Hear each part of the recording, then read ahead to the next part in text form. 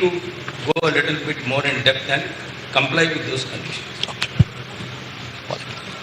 కిషోర్, ఇప్పుడు ఈ factories director కానీ బాయిలర్స్ డైరెక్టర్ కానీ ఏమేమి ఇన్స్పెక్షన్ చేసిండ్రు, ఏమేమి లోపాలు ఉన్నాయో వాళ్ళకు నోటీస్ చేసిండ్రు, దాని మీద వాళ్ళు కంప్లై చేసిండ్రా లేదా, ఏం జరిగిందో నువ్వు డీటెయిల్ రిపోర్ట్ అంతా కూడా టోటల్గా అండర్స్టాండ్ చేసుకొని తీసుకోండి. ఒకటి.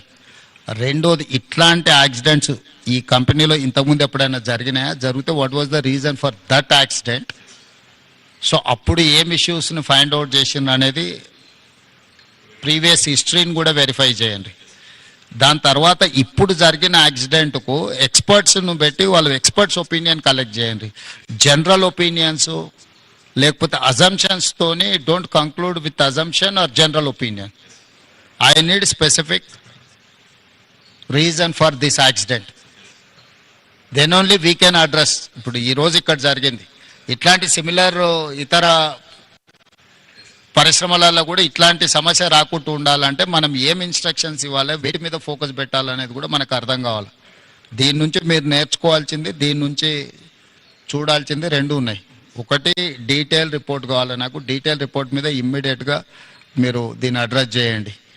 ఈ అంటే ఎక్స్పర్ట్స్ను కాన్స్టిట్యూట్ చేయండి. ఇట్ ఈస్ జనరల్ ఒపీనియన్స్ మీద పోకండి. దీని రిలేట్ ఏముందో ఆల్రెడీ ఇన్స్పెక్షన్ చేసిన వాళ్ళని వేయకండి, బయట నుంచి ఆఫీసర్లను డెప్యూట్ చేయండి.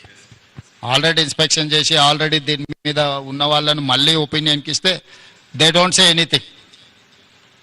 సో కొత్త వాళ్ళను దీన్ని వేసి దీని మీద టోటల్గా డీటెయిల్ రిపోర్ట్ అనేది దీని మీద ఇమ్మీడియట్గా తీసుకోండి.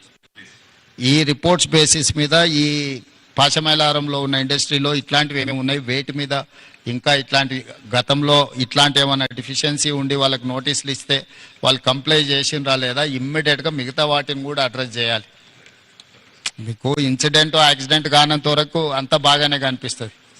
ఒక్కసారి సీరియస్ ఇష్యూ అయితే మళ్ళీ తర్వాత ఇదవుద్ది.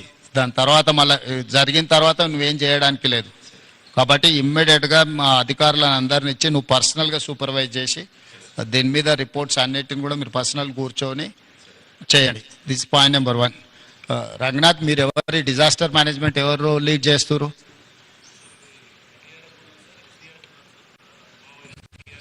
Okay. Arvind, who is looking after all these issues?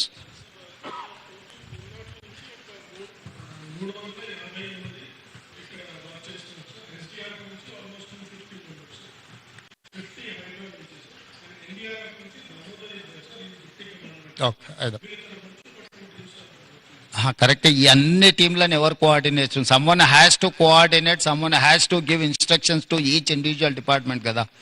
అంటే ఇప్పుడు వాళ్ళ వర్టికల్ వాళ్ళు పనిచేసి వీళ్ళ వర్టికల్ వీళ్ళు పనిచేస్తే రేపు కోఆర్డినేషన్ ప్రాబ్లం వస్తే it will become an another problem. So someone has to coordinate all these departments. ఇప్పుడు ఎందుకంటే ఆడ బిల్డింగ్ ఉంది, అది కొలాప్సబుల్ స్టేజ్లో ఉంది. ఒకరు ఒకవైపు నుంచి వస్తుంటే ఇంకోరు అటో ఇటో పోతే అది మొత్తానికి కొలాప్స్ అయింది అనుకో, ఇంకేదన్నా జరిగింది అనుకోద్దాం. ఫస్ట్ లొకేషన్ ఫ్రీజ్ చేసి సీజ్ చేసి ఆ లొకేషన్లో ఎట్లా యాక్టివిటీ చేయాలనే దాన్ని కూడా మీకు ఒక యాక్షన్ ప్లాన్ ఉండాలి. ఇప్పుడు బాడీస్ని ఫైండ్ అవుట్ చేయడం ఒక ప్రాబ్లం, బాడీస్ ఏదైతే అన్రికగ్నైజ్డ్ అదర్వైజ్ అసలు అన్నోటీస్డ్ బాడీస్ని ట్రేస్ చేయడం రెండో ప్రాబ్లం. మూడవది, ఇప్పుడు ఆ కొలాప్సబుల్ కండిషన్స్లో ఉన్న స్ట్రక్చర్స్ని ఫర్దర్ యాక్సిడెంట్ జరగకుండా దాన్ని ఎట్లా రిమూవ్ చేయాలనేది మూడో ఇష్యూ. సో ఈ అన్ని డిపార్ట్మెంట్ను కోఆర్డినేట్ చేయాలంటే you should have some mechanism to handle.